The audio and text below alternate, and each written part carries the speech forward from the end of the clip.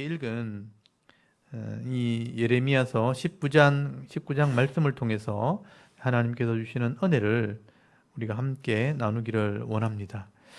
여러분, 예레미야 19장 말씀에는 이 예레미야 선지자의 설교가 기록되어 있는데 특별히 실물 설교라는 것이 기록이 되어 있습니다. 여러분, 당시에 예레미야 선지자가 아무리 말을 해도 사람들이 잘 듣지 않고 또 하나님 말씀에 관심을 가지지 않게 될 때 하나님께서는 이 예레미야 선지자에게 어떤 물건을 가지고 가서 이렇게 보여주면서 또는 이상한 행동을 하면서 설교하라 그렇게 말씀하십니다. 이렇게 사람들에게 뭔가 물건을 보여주기도 하고 이상한 행동을 하면서 하는 설교를 우리는 실물 설교라 그렇게 이야기합니다. 실제로 성경에 보면 이렇게 실물 설교를 한 선지자들이 여러 명 있습니다. 대표적으로 이제 예레미야 선지자가 있고 또 나중에 바벨론 포로 시절에 에스겔 선지자 그리고 이사야 선지자 이런 분들이 그냥 말로 하면 안 들으니까 어떤 물건을 막 보여주면서 사람들에게 신기해하면서 물으면 그때 막 설교를 하는 그런 설교를 하게 되는 것입니다. 그러니까 이 실물 설교가 나타나는 그런 상황들은 대부분 시대가 타락했을 때 하나님 말씀을 들으려고 하지 않을 때 하나님께서 이런 실물 설교를 하게 하시는 겁니다. 그래서 오늘 하나님께서도 이 예레미야 선지자에게 먼저 명령을 하십니다. 네가 토기장이 그릇을 만드는 사람에게 가서 옹기를 하나 사가지고 와라 그렇게 말씀을 합니다. 이 옹기는 여러분 아시는 것처럼 항아리입니다. 항아리. 우리나라 말로 하면 그냥 단지, 큰 단지를 하나 사가지고 오라고 그렇게 말씀하십니다. 그리고 항아리를 사가지고 예루살렘에 가서 그 성 안에 있는 제사장들, 종교 지도자들, 그리고 장로들, 이런 어른들을 몇 사람 불러오라는 거예요. 그리고 흰놈의 아들의 골짜기에 가라. 거기 가서 설교하라. 그렇게 말씀을 하게 됩니다. 근데 여러분, 이 항아리라든지 단지 항아리 또는 흰놈의 아들의 골짜기라는 이런 이름의 의미 자체가 사실은 의미가 있는 것입니다. 여러분, 이 하나님이 예레미야에게 사라고 한 항아리는 사실은 이스라엘 백성을 상징하는 겁니다. 나중에 이걸 깨뜨려버리죠. 그래서 이스라엘 백성을 상징하는 항아리를 하나 가져오고 또 흰놈의 아들의 골짜기, 오늘 본문에 보시면 그 이름이 나오죠. 2절에 보면 흰놈의 아들의 골짜기 하는 것이 나오는데 이 흰놈의 아들의 골짜기 자체가 사실은 심판을 상징하는 곳입니다. 여러분, 이 흰놈의 아들의 골짜기 또는 흰놈의 골짜기 보통 그렇게 얘기하는데요. 이 흰놈의 골짜기는 우리가 좀 알 필요가 있습니다. 당시 사람들은 이 골짜기 이름을 들으면 다 알고 있었어요. 그 당시 사람들은 다 알고 있는 골짜기입니다. 이 흰놈이란 말 자체가 애곡한다, 통곡한다 이런 의미예요. 그러니까 통곡하는 골짜기, 애곡하는 골짜기 이런 뜻입니다. 이곳은 예루살렘 성 남쪽 끝에 있습니다. 남쪽 끝에 기드론 골짜기와 붙어 있는 골짜기. 제가 그래서 이 그림을 좀 준비했는데 예루살렘을 아는 사람들이라면 이걸 다 알 수 있죠. 이게 예루살렘 그 당시의 성의 모습입니다. 여기 이제 다윗의 왕궁이 여기 있었고 여기 성전이 여기에 있었고 여기 예루살렘 사람들이 거주지입니다. 그 성벽이 이렇게 둘러져 있죠. 여기 이제 시온산이고 성전산입니다. 산이다 보니까 언덕이죠. 그 언덕 사이로 골짜기가 지나가죠. 이 기도론 골짜기. 이 기도론 골짜기 건너편이 감람산입니다. 예수님이 주로 기도하시고 했던 이 감람산 동산이 있던 곳이죠. 그리고 요 만나는 지점에서 이쪽으로 올라가는 골짜기. 요 골짜기가 바로 흰놈의 아들의 골짜기라는 곳입니다.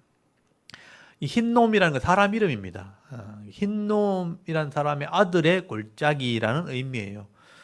사실은 이런 흰놈이란 말 자체도 흰놈이란 그 말 자체가 이게 그 도자기 뭐 그런 의미입니다. 그러니까 그릇이 있는 그런 골짜기 이런 의미를 가지고 있습니다. 그리고 이 흰놈의 골짜기가 왜 유명하게 되었냐면 이 흰놈의 골짜기에서 이스라엘 백성들이 우상을 섬겼던 곳입니다. 여기서 우상의 제단을 세워놓고 제물을 바치고 했던 그런 곳이죠. 그래서 이제 몰렉이라는 신에게 제물을 바치고 했었는데 이 몰렉이라는 신은 아들을 제물로 바치는 신입니다.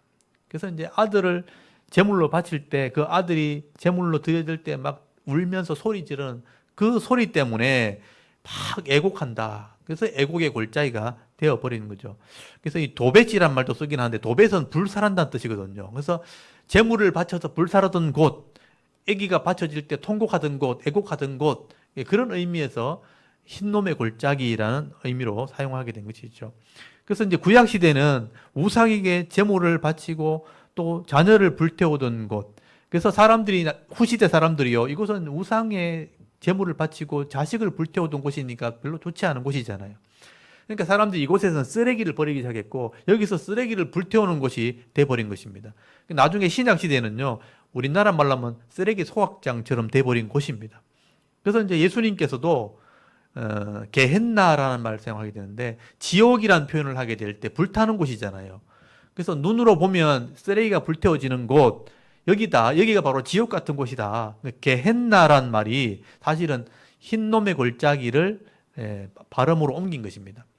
그래서 게흰놈, 그래서 애곡의 골짜기, 그래서 게헨나 하면 신약에서는 지옥을 상징하는 것입니다. 그래서 마가복음 9장 43절에 보면요, 이 지옥이란 말을 예수님께서 사용하실 때 게헨나란 말로 사용하시면서 불이 꺼지지 않는 곳이라 그렇게 설명을 하게 된 겁니다. 결국 이 흰놈의 아들의 골짜기는 불이 꺼지지 않고 애곡이 거치지 않는 이런 지옥을 상징한다고 할 수가 있는 것입니다. 그래서 하나님께서 예레미야 선지자를 이런 흰놈의 골짜기에 보내시는 것은 심판을 보여주시기 위해서 그렇게 하신 거예요.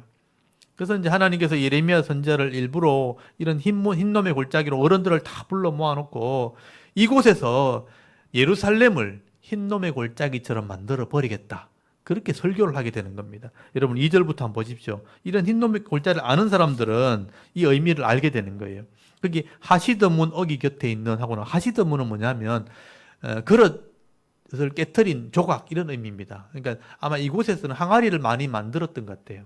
그래서 항아리를 만드는 그 문, 이런 의미입니다. 하시드문 어기 곁에 있는 흰놈의 아들의 골짜기로 가서 거기서 내가 네게 이런 말을 선포하여 말하기를, 너희 유다 왕들과 예루살렘 주민아, 여호와의 말씀을 들어라. 만군의 여호와 이스라엘의 하나님이 이같이 말씀하시되, 보라, 내가 이곳에 재앙을 내릴 것이라. 그것을 듣는 모든 자의 귀가 떨리리니 하면서 설교를 하게 되는 거예요. 흰놈의 골짜기에 어른들을 다 불러 모아놓고 내가 이 예루살렘 이곳을 재앙을 내리겠다, 흰놈의 골짜기처럼 만들어버리겠다, 이런 의미가 되는 거죠. 그래서 예레미야 선지자는요, 이 흰놈의 골짜기에서 그 당시에 왕들이나 예루살렘 주민들 다 불러 모아놓고 이 말씀을 외친 것입니다. 하나님이 재앙을 내리신다. 왜 재앙을 내리시게 되는가 하면서 이제 설명을 하게 되는데, 오늘 거기 19장 4절부터 한번 보십시오. 4절에서 5절까지 말씀해 보시면요, 하나님을 버리고 우상에게 분향을 하고 우상에게 기도하고 또 무지한 자의 피를 흘렸기 때문이라, 그렇게 말씀하죠. 또 이곳에서 바알의 신당을 차려놓고 바알의 신전을 건축하고 바알에게 번제를 드렸다. 너희들이 우상을 섬기는 그런 마음으로 옳은 말 하면 다 죽여버리고, 그래서 의인의 피, 무지한 자의 피를 흘리면서 우상을 섬기는 그런 범죄를 저질렀기 때문에 너희들이 심판을 받게 될 거다.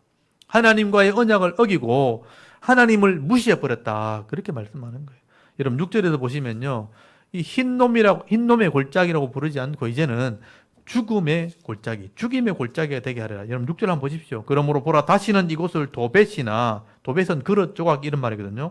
그릇의 골짜기 또는 흰놈의 아들의 골짜기라 부르지 아니하고 오직 죽임의 골짜기라 부르는 날이 이를 것이다.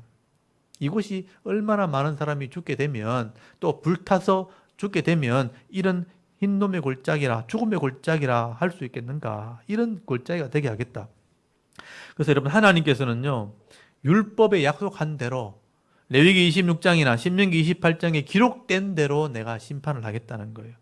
그래서 여러분 7절에서 9절까지 말씀해 보시면요, 하나님께서 예루살렘을 이 대적에게 넘겨버리면 그들이 칼로 죽임을 당하게 되고요, 또 예루살렘 성은 포위가 되고 또 그 성 안에 갇혀있는 자들은요 나중에 굶어 죽게 돼요. 그래서 아들의 살을 먹고 딸의 살을 먹게 되고 또 사람들의, 형제들의 살을, 친구들의 살을 먹게 되는 일이 벌어지게 될 것이다, 그렇게 말씀하게 되는 겁니다. 여러분 이 흰돔의 골짜기에서 자기 아들을 불태우고 막 우상에게 제물을 바쳤던 이런 사람들이 이제는 예루살렘에 갇혀가지고 불태움을 당하게 될 것이고, 배고가 아파서 자기 아들의 살을 먹게 되는 그런 일이 벌어지게 될 것이다. 여러분 이 말씀이요. 이미 레위기 말씀에 다 기록이 되어 있습니다. 여러분 레위기 26장에 보면요. 너희들이 내 말을 듣지 않으면 처음에는 몸이 아프는 정도겠지만 나중에는 너희들이 전체가 질병에 걸리고 나중에는 성이 망하고 나라가 망하고 나중에는 흩어지게 될 거다. 그리고 나중에는 진짜 먹을 것이 없어서 자식의 살을 먹게 될 거다. 하나님이 한 번에 이렇게 망하게 하시는 것이 아니라 단계적으로 경고하고 경고하고 경고하고 경고하다 그래도 안 들으면 이런 일이 벌어지게 될 거다. 여러분 레위기 26장 29절 한번 찾아보십시오. 레위기 26장 29절에 보시면요. 마지막에 어떻게 되는가. 레위기 26장 여러분 29절 한번 찾아보십시오. 레위기 26장 사람들이 레위기 율법을 잘 모르는데요. 레위기는 하나님이 약속의 말씀이고 계약의 말씀입니다. 이 계약대로 역사에 이루어진다는 거예요. 26장 29절 우리 찾으셨으면 같이 한번 28절 29절 읽어봅시다. 28절 29절 시작. 내가 진실로 너희에게 대항하되 너희의 죄로 말미암아 7배나 더 징벌하리니 너희가 아들의 살을 먹을 것이요 딸의 살을 먹을 것이며. 아멘. 여기 보면 내가 징계를 했음에도 경고했음에도 불구하고 내 말을 듣지 않으면 너희 죄로 말미암아 7배가 더 징벌을 임할 것이다. 그렇게 말씀하고 있죠. 여러분 거기 나중에 시간이 되면 26장 전체를 한번 읽어보십시오. 그래서 이 말이 계속 반복이 되어집니다.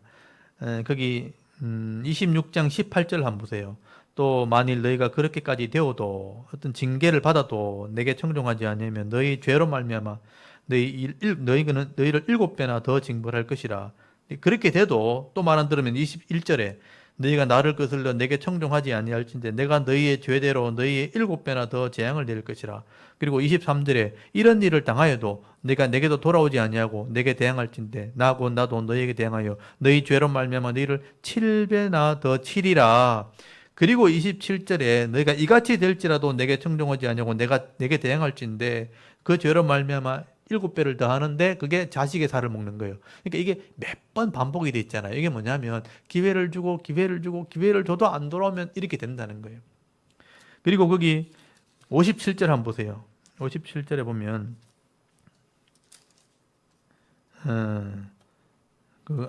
요거는 신명기 28장. 여러분 신명기서 한번 가보십시오. 신명기서. 민수기 지나서 신명기서 28장. 신명기 28장도 레위기 26장과 똑같은 말씀이에요. 똑같은 말씀인데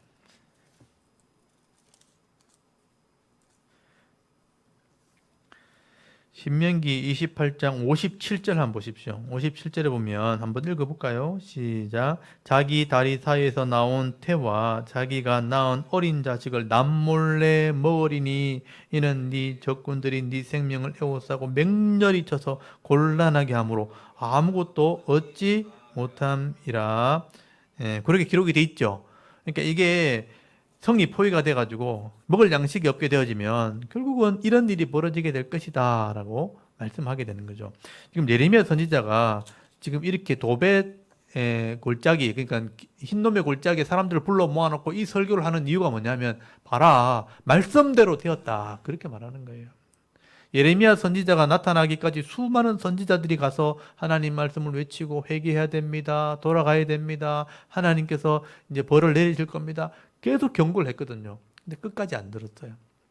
그러니까 북쪽에는 호세아 선지자, 아모도 선지자, 남쪽에는 미가 선지자, 이사야 선지자, 또 많은 선지자들이 가서 하나님 말씀을 외치면서 돌아오라, 돌아오라 했는데 안 돌았단 말이에요. 예레미야 선지자가 마지막 선지자입니다.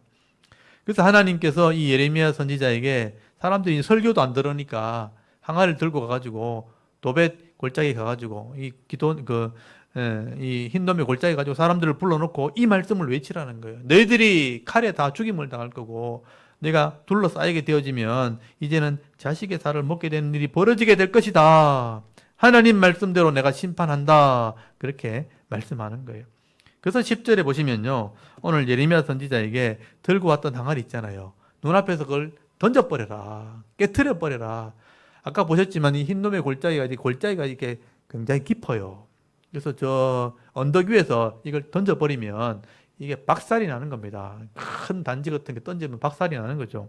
그래서 여기 오늘 19장 10절 한번 보십시오. 10절에 보시면요.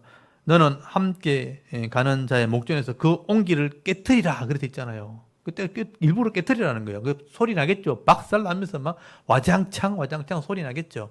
이게 이제 실물 설교예요. 소리 내서 이렇게 항아리를 깨트려 버리는 거죠. 예레미야 선지자가 이 하나님 명령을 따라서 사람들 보낸 앞에서 그 항아리를 집어 던졌을 것입니다. 그래서 항아리가 박살이 났겠죠. 너희들이 이렇게 박살나게 될 거다. 항아리가 한번 깨지면 더 이상 회복이 되지 않는다는 거예요. 아무리 끼워 맞춰도 박살난 항아리가 처음처럼 돌아오지 않잖아요. 너희들이 박살난다는 거죠. 11절 한번 보십시오. 그들에게 이르기를, 이렇게 깨트려 놓고 설교하는 거죠. 만군의 여호와께서 이와 같이 말씀하시되 사람이 토기장의 그릇을 한번 깨트리면 다시 완전하게 할 수 없나니 이와 같이 내가 이 백성과 이 성읍, 그랬잖아. 이 백성과 이 성읍을 무너뜨리리니 도벳에 이 항아리 조각이 있는 이런 땅바닥에 매장할 자리가 없을 만큼 매장하리라. 너희들 박살 낸다는 거예요. 항아리를 이 삼청에서 집어 던져가 박살이 났잖아요. 그 아무리 조각조각 맞춰 끼워 맞춰도요, 그 모양이 제대로 이제 돌아오지 않는 겁니다. 비슷하게 만들 수는 있겠지만 박살이 나는 거죠. 이렇게 항아리가 한번 깨어지면 원래 모습으로 돌아올 수 없는 것처럼 이 예루살렘 파괴가 되어지면 엄청난 파괴가 일어나게 될 것이다 하고 경고하게 되는 것입니다. 여러분, 토기장이가 이 항아리를 처음 만들 때 깨트리려고 만들었겠습니까? 잘 사용하려고 만들었잖아요. 근데 이게 못 쓰게 돼서 깨트렸다는 거예요. 하나님께서 이것을 설명하고 있는 것입니다. 꼭 필요한 일에 쓰려고, 귀하게 쓰려고 만들었는데 이제 더 이상 항아리가 더러워졌거나 사용할 수 없게 되었을 때는 깨트려 버리는 겁니다. 여러분, 하나님께서도 이 이스라엘 백성을 처음 이방인들 중에 불러가지고 내 백성 삼아서 언약을 맺을 때는 이 백성을 죽이려고 언약한 게 아니잖아요. 이 백성을 불러서 제사장 날에 사명을 주어서 다른 사람을 구원하려고 이 백성을 불렀는데 이 이스라엘 백성들이요, 그 하나님을 언약을 깨트려 버리고 사명은 잊어버리고 이방인과 함께 섞여 살면서 우상을 섬기고 음란으로 더러워지게 되니까 이제는 하나님 백성으로 사용할 수 없게 돼버린 겁니다. 항아리가 더러워진 거예요. 그래서 이렇게 깨트려 버린 겁니다. 깨트려 버리면서 하나님께서 너희를 이렇게 심판하실 것이다 하고 말씀하게 되는 거예요. 그러면 11절 끝에 보시면요, 내가 이 백성과 이 성읍을 무너뜨리리니 도벳에 매장할 자리가 없을 만큼 내가 사람들을 매장하게 될 것이다 라고 말씀을 하게 된 겁니다. 예레미야가 이 설교하고 난 뒤에 얼마 뒤에 실제 이런 일이 벌어져요. 이 역사에 기록이 되어 있습니다. 586년에 BC 586년에 예루살렘 멸망받았을 때 이런 일이 벌어지게 되는 것입니다. 여러분, 12절에서 13절까지 말씀해 보시면요, 이 예레미야 선지자를 통해서 계속 말씀하시는 것은 내 이 성읍이 도벳 같게 할 것이라, 그릇 조각처럼 부서진다는 거죠. 이 예루살렘 집들과 유다 왕들의 집들이 도벳처럼 되리라. 도백이 조각, 그릇 조각처럼 파편처럼 만들어 버리겠다. 그렇게 말씀하는 거예요. 그리고 13절 말씀에도 보시면요, 왕들의 집들이 하늘의 만상에 분향하고 다른 신들에게 전제를 부음으로 더러워졌다. 하나님께서 그렇게 말씀하시는 거죠. 그래서 이 예루살렘 집들과 유다의 집들이 도배처럼, 그릇 조각처럼 다 박살이 나게 될 것이다. 여러분, 이 도배처럼 된다는 말이 사실은 이제 그릇이 깨어져서 모인 곳이니까 쓰레기장이죠. 불 꺼지지 않는 그런 지옥 같은 이런 흰놈의 골짜기처럼 만들어 버리겠다라고 말씀하게 되는 것입니다. 그리고 14절 말씀해 보시면요, 이 예레미야 선지자는 자리를 옮깁니다. 그리고 이제 성전에 올라가서 성전 뜰에 서서 이 말씀을 외치게 되는 거예요. 여러분, 여기 도벳 흰놈의 골짜기에서 성전까지 가려면 한참 올라가야 돼요. 이쪽 따라. 이게 실로암 못이거든요. 실로암 못에서 이래 올라가지고 성전 앞에 가서 이제 외치게 되는 거예요. 왜냐하면 많은 사람들이 있는 곳에 이 말을 외치기 위해서예요. 성전 앞에 가서 성전 뜰에서 이 말씀을 외치라. 그렇게 말씀하는 거죠. 그래서 거기 19장 4절 한번 보십시오. 예레미야가 여호와께서 자기들을 보내사 예언하게 하신 도벳에서 돌아와 여호와의 집뜰에 서서 모든 백성에게 말했다는 것은 이걸 외쳤다는 거예요. 하나님 말씀을 들어라. 그리고 이제 15절 말씀 보시면 이 하나님 말씀을 외칩니다. 만군의 여호와 이스라엘의 하나님께서 이와 같이 말씀하시되 보라, 내가 이 성읍에 대하여 선언한 모든 재앙을 이 성읍과 그 모든 촌락에 내리리니 이는 그들의 목을 곧게 하여 내 말을 듣지 아니함이라 하시니라. 너희들이 하나님 말을 안 들으니까 결국 이렇게 되는 거 아니냐. 너희 목이 곧다는 것은 교만하다는 말이에요. 하나님 앞에 엎드리지 않고 회개하지 않고 이걸 목이 곧다 이렇게 표현하는 거죠. 하나님 앞에 죄를 지으면 또 예배하면 엎드려야 되는데 아무도 엎드리지 않는 거예요. 그래서 이 말은 헛된 말이 아니란 말입니다. 이 말이 하나님 말씀하신 재앙이 이 성에 또 이 성읍에 이 촌락에 다 이루어지게 될 것이다. 여러분, 예레미야 선지자 이렇게 하나님 말씀을 선포해도 아무도 관심을 가지지 않고 교만하게 하나님 말씀을 이 말씀을 듣지 않게 되니까 너희들이 이 말을 들었기 때문에 이 말은 그대로 이루어지게 될 것이다. 그렇게 선포하는 것입니다.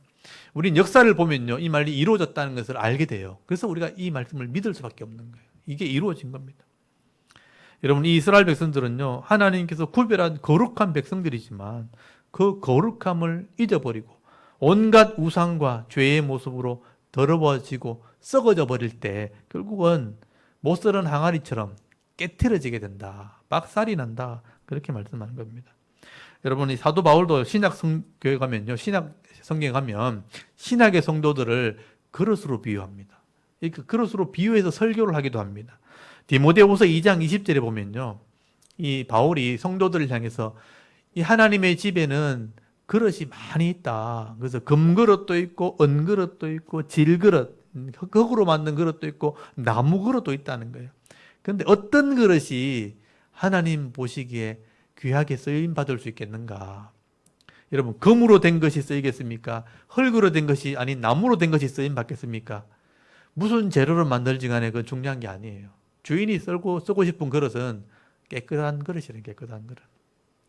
아무리 금그릇이라도 깨끗하지 못하면 쓸 수가 없는 겁니다. 아무리 질것으로 만들어도 깨끗하게 준비가 되어 있으면 주인이 쓴다는 거예요. 여러분, 디모데후서 20장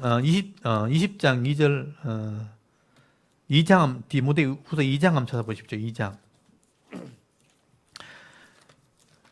바울도 이렇게 이 그릇으로 비유하는 거 보면 아마 이 예레미야의 설교를 알고 있었겠죠. 우리가 알아들을 수 있도록 설교를 하고 있는데, 우리 디모데후서 2장 거기 20절, 22절 한번 읽어볼까요?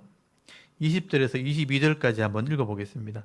신약성경 344페이지 디모데후서 2장 20절에서 22절까지만 한번 읽어봅니다. 시작. 큰 집에는 금그릇과 은그릇뿐 아니라 나무그릇과 질그릇도 있어 귀하게 쓰는 것도 있고 천하게 쓰는 것도 있나니, 그러므로 누구든지 이런 것에서 자기를 깨끗하게 하면 귀히 쓰는 그릇이 되어 거룩하고 주인의 쓰심에 합당하여 모든 선한 일에 준비함이 되리라. 또한 너는 청년의 정욕을 피하고 주를 깨끗한 마음으로 부르는 자들과 함께 의와 믿음과 사랑과 화평을 따르라. 아멘. 여기 보면 비유로 설명을 하고 있죠. 어떤 주인 집에는 금그릇도 있고 은그릇도 있고 또 질그릇이나 나무그릇도 있는데, 중요한 것은 누가 쓰임 받을 수 있겠는가? 우리 식으로 표현하면, 우리 식으로 지금식으로 표현하면 금수저도 있고 흙수저도 있는데 쓰임 받는 것은 깨끗한 그릇이라는 거예요. 깨끗하게 준비된 사람이라는 것입니다. 아무리 금그릇이도 흙이 가득 차 있고 또 변이 가득하다면 그걸 누가 쓰겠어요? 아무도 사용하지 않는 것입니다. 깨끗한 그릇으로 준비되어 있을 때 주임 쓰시기에 합당하게 준비된 것이다. 절대 버림받지 않게 될 것이다. 그래서 깨끗함으로 준비하되, 오늘 본문에 써놨잖아요, 바울이. 이 청년의 정욕을 피하고 욕심을 따라가지 말고 깨끗한 마음으로 의와 사랑과 화평을 따르는 사람으로 준비되라는 거예요. 의가 하나님 말씀이 옳은 의자니까 하나님 말씀, 사랑, 실천, 말씀의 실천, 그리고 그게 실천되어지면 그게 화평이 일어나잖아요. 그런 삶으로 준비하라는 거예요. 그런 삶으로 준비하고 있으면 주인 쓰시기에 합당한 그릇, 합당한 인생이 된다라고 말씀하게 되는 겁니다. 이게 거룩함과 선함으로 준비하는 것입니다. 그래서 여러분, 우리 마음속에 이런 의로움, 하나님 말씀과 이 말씀에 대한 실천, 사랑과 그 삶의 열매, 평화를 가지고 삶을 살게 되어지면 하나님께서 우리를 사용하시게 된다는 거죠. 귀한 일에 사용하시게 되는 것입니다. 그래서 오늘도 우리 자신을 한번 돌아보시면서 내가 버림받고 깨트림을 당하기 전에 자신을 살펴서 깨끗한 그릇으로 준비가 되어 있는지 한번 살펴보시기 바랍니다. 의와 사랑과 이런 평화로 내 삶을, 내 심령을 잘 준비해서 일평생 하나님의 손에 쓰임받는 그런 은혜가 있기를 바랍니다. 그리고 바울이요, 우리 성도를 질그릇으로 표현을 해요. 우리는 질그릇 같은 존재다. 근데 질그릇 같은 존재라도 그 안에 담고 있는 것이 예수를 담고 있다면 예수님이 우리를 귀하게 쓴다는 겁니다. 여러분, 한 군데만 더 찾아볼게요. 고린도후서 4장을 한번 찾아보십시오. 이건 그릇에 대한 다른 비유인데요. 고린도후서 4장 6절에서 10절까지만 한번 읽어보겠습니다.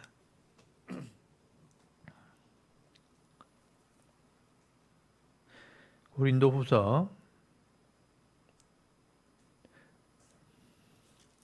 4장 6절부터 10절까지만 한번 읽어볼게요. 6절부터 10절까지 한번 읽어보겠습니다. 시작. 어두운 데에 빛이 비치라 말씀하셨던 그 하나님께서 예수 그리스도의 얼굴에 있는 하나님의 영광을 아는 빛을 우리 마음에 비추셨느니라. 우리가 이 보배를 질그릇에 가졌으니 이는 심히 큰 능력은 하나님께 있고 우리에게 있지 아니함을 알게 하려 함이라.